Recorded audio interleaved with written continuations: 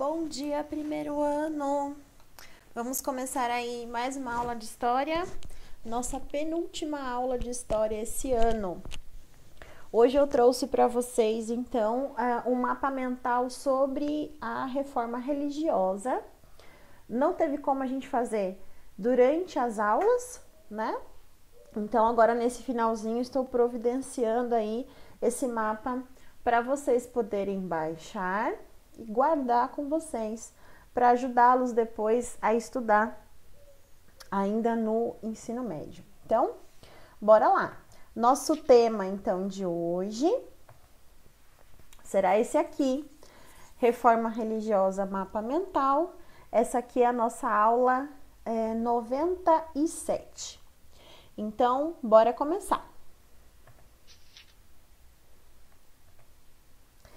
Da reforma religiosa, pessoal, nós vimos algumas questões bastante interessantes e eu trouxe aqui nesse mapa mental para vocês algumas informações que vocês já carregam na bagagem do ensino fundamental para o ensino médio, e eu achei interessante que vocês tivessem a possibilidade de colocar esse tipo de informação aqui. Então, a primeira informação vai ser essa aqui. As causas dessa reforma religiosa. Essa questão das causas, como eu disse, vocês já trazem com vocês do ensino fundamental, mas aqui no ensino médio a gente retoma, né? Então, lá na apostila, na página 40, vocês têm uma lista, né, das principais causas que fizeram com que a própria Igreja Católica produzisse ao longo desse tempo algumas pessoas que vão acabar não concordando com essas práticas, né? Lembrando aí que os grandes nomes da reforma são da Igreja Católica. Então, primeira causa, pessoal, as simonias e as indulgências, né? O que são simonias? Simonias é quando você faz a venda de um objeto alegando a posição de sagrado desse objeto. Então, nós vimos que é muito comum nesse período aqui, finalzinho da Idade Média, já início da Idade Moderna, era muito comum que as pessoas vendessem ossos de animais, dizendo que eram ossos de santos, cabelo, unhas, tecidos, alegando que esse tipo de material pertencia a alguma personalidade santa. Nós já chegamos a ver pedaços de madeira sendo vendidos como sendo da cruz de Jesus. Enfim, vários tipos de relicários sagrados que são vendidos. E a eles nós damos esse nome aí de simonia. A outra questão é a indulgência. A indulgência, ela é basicamente o perdão dos pecados. Mas nós também podemos incluir aqui a questão da entrada no céu. Então, o que acontece? Tecnicamente, as pessoas precisariam se arrepender dos seus pecados para então receber o perdão divino. Mas na Idade Média, a gente sabe que essa interpretação da Bíblia, ela não existia. As pessoas tinham que acreditar no que os padres diziam. E os padres diziam que era muito fácil você ser perdoado dos seus pecados. Era só fazer um pagamento, né? Por isso. E a esse tipo de pagamento nós damos o nome aí de indulgências. Então, as pessoas chegaram a receber certificados de pagamento de indulgência, que tecnicamente as faria aí entrar no reino dos céus. A segunda seria o comportamento do clero. O clero nesse momento estava em profunda decadência. Todas as doutrinas e práticas religiosas estavam sendo completamente ignoradas pelo clero.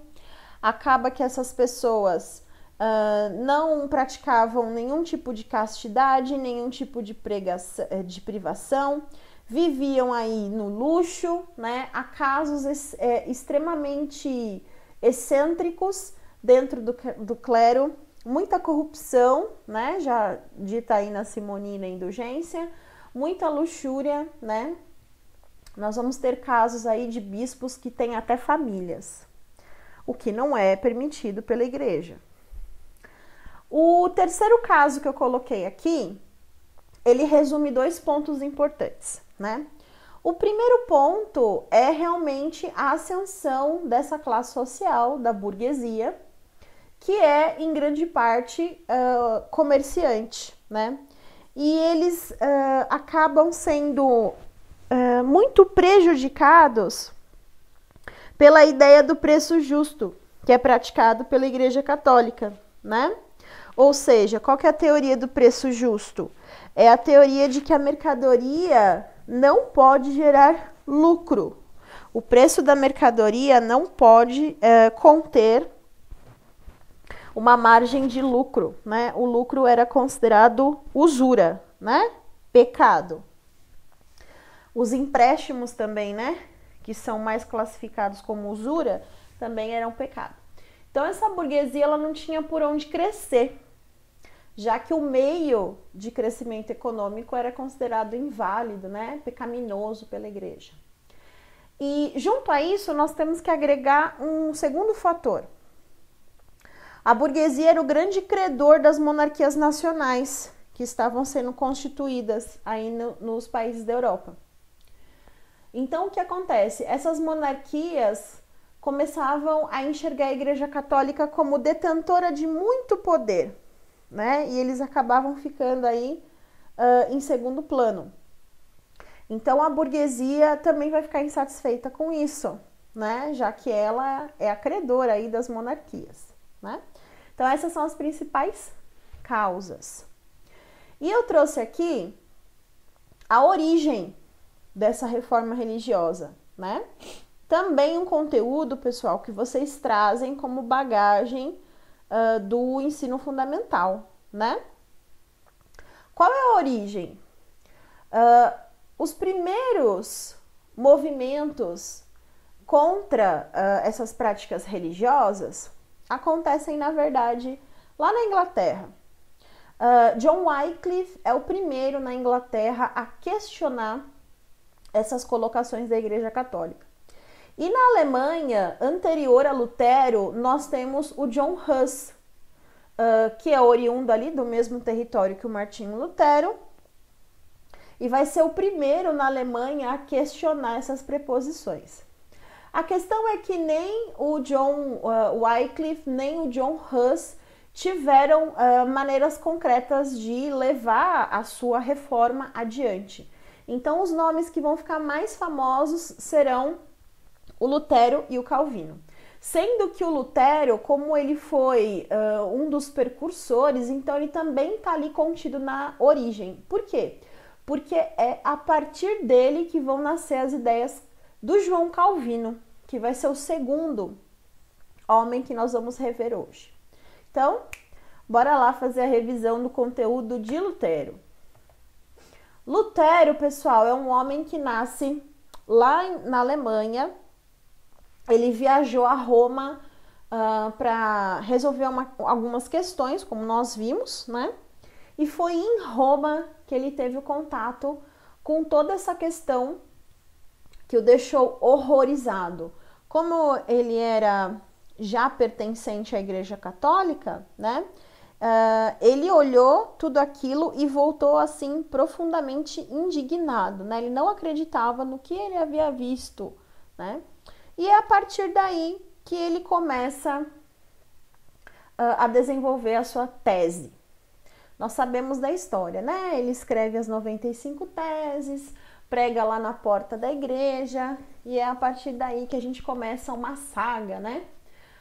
Com o coitado do Martinho Lutero. Ele vai ter que fugir da Alemanha, né? Ele vai ser julgado lá por Carlos V, que vai tentar prestar asilo a ele. Não vai dar certo esse julgamento, o Carlos vai acabar condenando ele naquela famosa dieta de Worms, e ele vai se refugiar lá na Saxônia, né, território bem próximo da Alemanha, onde o Frederico, o rei da Alemanha, vai prestar a ele ali um auxílio, um refúgio.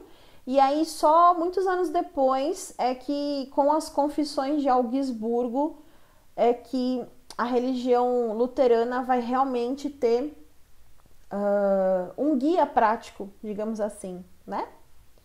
Isso que vai acontecer. E na Alemanha, o Lutero só vai conseguir não ser mais perseguido com a famosa paz de Augsburgo, né? Essa aí, brevemente, é a história do Lutero, né? Sem contar as revoltas mais firmes que vão acontecer nessa região, que é a revolta dos anabatistas, né? Que foi guiada pelo Thomas Müntzer, que seria aí uma vertente mais rígida, né? Do luteranismo. Aquela que acabou se revoltando, né, no interior, e eles acabaram invadindo as igrejas, né, chegaram a matar pessoas, e eles queriam retomar, né, tudo que eles haviam doado para a igreja. É uma breve aí reconstituição do que aconteceu. Vamos aos pontos principais que eu coloquei aqui para vocês, gente. A teoria principal do Lutero, a gente pode resumir com essa frase: salvação apenas pela fé. Por quê, pessoal? Porque a igreja pregava que a salvação vinha pela fé e por suas obras. Só que na questão das obras era onde se embutia a questão das indulgências, né? Ou seja, qual é a obra que você fez para a igreja para ela te salvar, né? Então Lutero falou: não, é a fé que move o ser humano e é a fé que o salva. Por essa razão, o Lutero modificou, dentro da Confissão de Augsburgo, uma série de doutrinas religiosas, né, de dogmas religiosos. Então, as três principais características da fé luterana seria que eles têm somente 2 sacramentos, né, enquanto os cristãos têm, em média, aí 7 sacramentos, dependendo da vertente. O culto, né, a missa, seria simples, o que significa não fazer mais a missa em latim, e sim na língua de origem do local, né, no caso, a alemã. E ele também pregava a livre interpretação da Bíblia. E essa livre interpretação da Bíblia nos leva a um dos seus feitos, que é justamente traduzir a Bíblia, né? Para isso, Martinho Lutero se valeu de uma invenção que também foi interessante para o Renascimento, que foi a imprensa de Gutenberg, né? A imprensa de tipos móveis, que facilitou muito essa questão, né? Depois de traduzir a Bíblia, ficava mais fácil fazer a impressão da Bíblia já na língua alemã. E um dos principais feitos que, né, a gente não pode esquecer foi realmente aí as 95 teses. Né? Escrever essas 95 teses foi extremamente importante. Depois do Martinho Lutero, nós temos o João Calvino. O João Calvino, pessoal, uma breve história dele, né? O João Calvino, ele vai vir depois do luteranismo, né? Ele vai ser o responsável aí por criar a religião que nós vamos chamar de doutrina calvinista. E o Calvino, ele tem uma origem muito humilde, mas mesmo assim ele consegue estudar na Universidade de Paris, né, a Universidade de Orleans, e foi nesse lugar que ele vai conseguir ter contato com os escritos do Martinho Lutero, e é lá que ele vai criar a sua doutrina. O calvinismo, pessoal, ele é uma doutrina que está mais alinhada com a realidade econômica da época, né? Então, o calvinismo, ele vai ser a religião pela qual os burgueses vão optar. Porque muitas das coisas que não aconteciam, não eram bem vistas, né, pela religião católica comum, no Calvino não vai ter problema nenhum, né? Então, muitas coisas ali vão casar direitinho com as necessidades burguesas. Bom, então vamos lá para a gente entender um pouco da teoria, né? As teses de Calvino. Então vamos lá. Nós podemos resumir a principal teoria do calvinismo como essa frase: o homem já nasce salvo, né? É o chamado princípio da predestinação divina. Isso é um pouco difícil para nós entendermos, mas o Calvino ele estava basicamente afirmando que, como a riqueza é obtida através do trabalho, essa riqueza deveria ser aí investida em mais trabalho. E esses indivíduos que acabavam enriquecendo através do comércio e conseguiam esse dinheiro para investir cada vez mais, na verdade eles conseguiam isso porque eles eram os escolhidos de Deus. Então, a pessoa que vai ser a escolhida de Deus para poder, né, se salvar, entrar no reino dos céus, ela era abençoada com uma vida econômica boa. Então, os burgueses, eles basicamente já nasciam ali com a sua entrada no céu ok, confirmada, né? Por quê? Porque você havia nascido numa família burguesa e esse era o sinal, né, de que você tinha sido escolhido por Deus. Tá vendo como casou bem? Características principais, pessoal. Claro, né? A predestinação, a teoria da predestinação divina, a questão do dinheiro, que vai ter um significado de salvação, como a gente havia dito, e a questão do lucro. A questão do lucro, pessoal, ela é a mais interessante aqui dentre as características, tá? Por que ela é a mais interessante, pessoal? Porque o lucro, ele era proibido pela igreja e aqui ele não é. Ou seja, a usura, que é o nome dado, né, ao empréstimo a juros, ela não é de maneira nenhuma atribuída a algo ruim aqui no calvinismo, né? Na verdade, você pode fazer isso, lembrando, né? Se você consegue fazer isso é porque você foi escolhido por Deus. Feitos do Calvino, né? O Calvino, ele é suíço, né? Então, lá na Suíça, é que ele vai solidificar as ideias calvinistas e é lá que ele vai criar a sua política extremamente rígida, né? Os costumes calvinistas são extremamente rígidos, né? Os costumes que são impostos aos seguidores são extremamente rígidos, né? Não pode sair dali. Essa é uma questão que é um pouco mais livre ali no Martinho Lutero. E uma das coisas que foi muito importante é que o Calvino, né, a igreja calvinista, foi a responsável ali por fazer a fundação da Academia de Genebra, né? Talvez por essa razão, por ser aí um símbolo, né, da questão estudantil da época, o calvinismo vai se espalhar por basicamente toda a Europa. Claro que a grande sacada aqui é que a burguesia, né, vai ser a grande agraciada pela teoria calvinista. E aí nós vamos ter Holanda, França, Inglaterra, Escócia. Muitos desses países têm calvinistas até hoje, né? Que a gente chama por outros nomes, né? São os puritanos, os presbiterianos, os huguenotes. Varia o nome, né? De acordo com o país. Tá ok? O nosso próximo agora, gente, para finalizar, é o anglicanismo. O anglicanismo, gente, ele vai nascer lá na Inglaterra pelas mãos do Henrique VIII, né? Que era um rei que tinha uma questão muito séria a ser resolvida. Ele precisava urgentemente ter um herdeiro homem.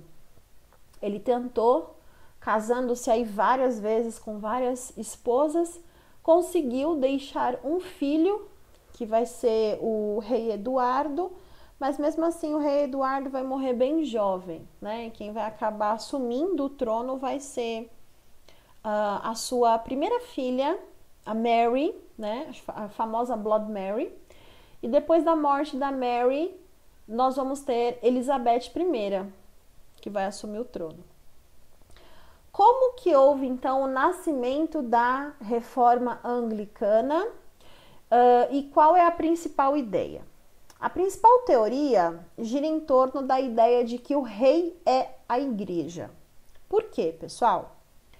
Um dos feitos dele foi conseguir realizar o divórcio, né? A Igreja Católica não queria dar o divórcio para ele conseguir se livrar de Catarina de Aragão, que a essa altura aqui já não tinha mais como conceber, e ela tinha tido apenas uma filha menina, né? A Mary.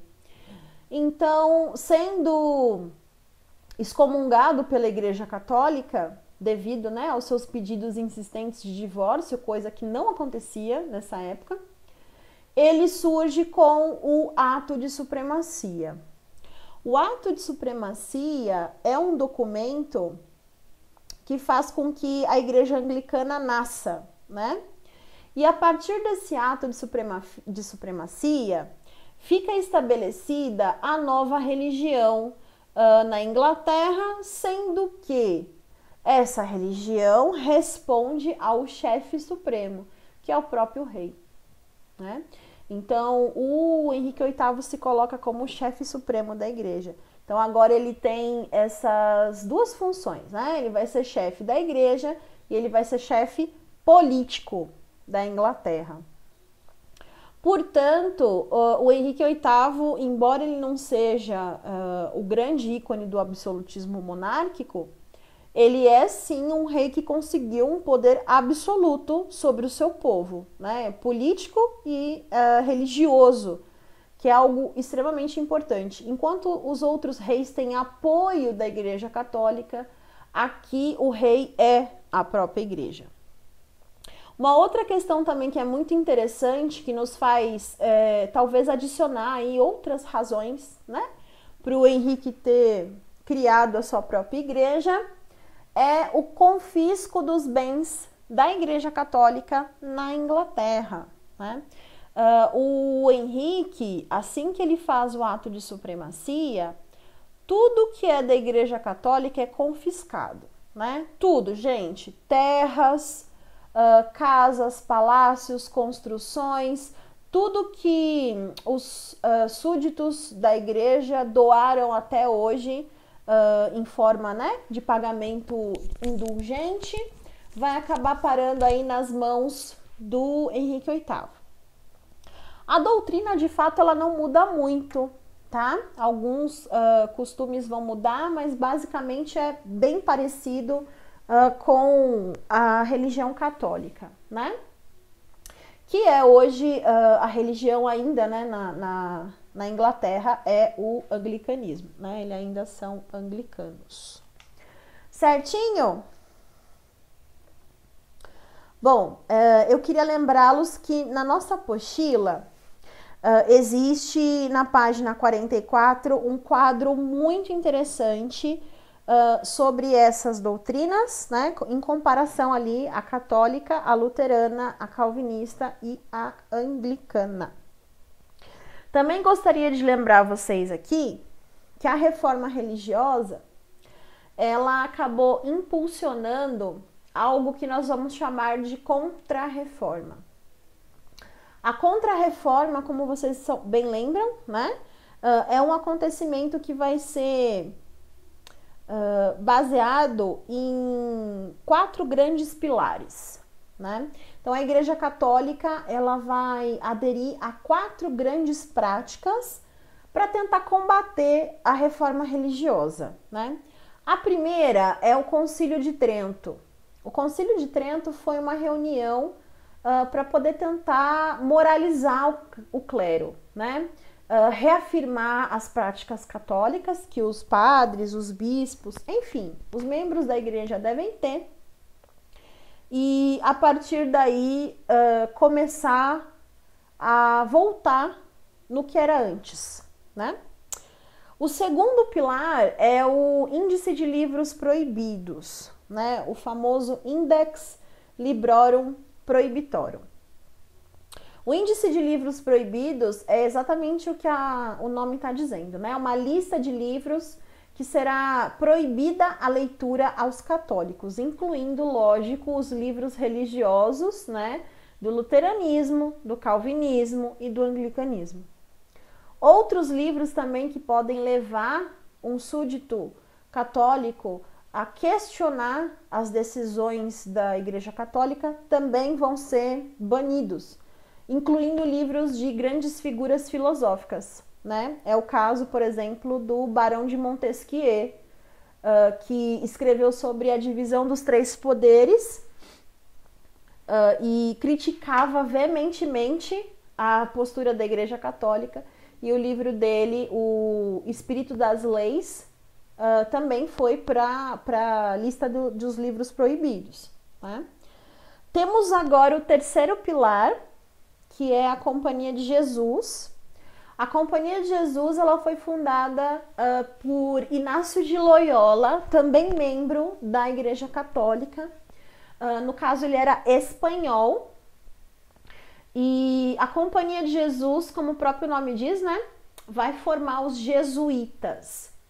E esses padres, eles terão um objetivo focado na América, tentando fazer com que os índios americanos se convertam o mais rápido possível à fé católica, e assim esse contingente indígena vai ser colocado no lugar dos europeus que saíram da Igreja Católica, né? Então eles precisam ali fazer um balanço numérico, né?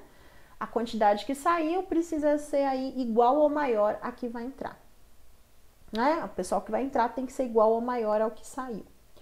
E por último, o Tribunal da Inquisição, ou então chamada, né, de Tribunal do Santo Ofício, ou somente de Inquisição, que era realmente a eliminação daqueles que a Igreja Católica considerava herege, né? Geralmente as figuras de maior poder e convencimento acerca de ideias contrárias à Igreja também vão ser aí pegas, processadas, torturadas e muitas vão ser mortas, né?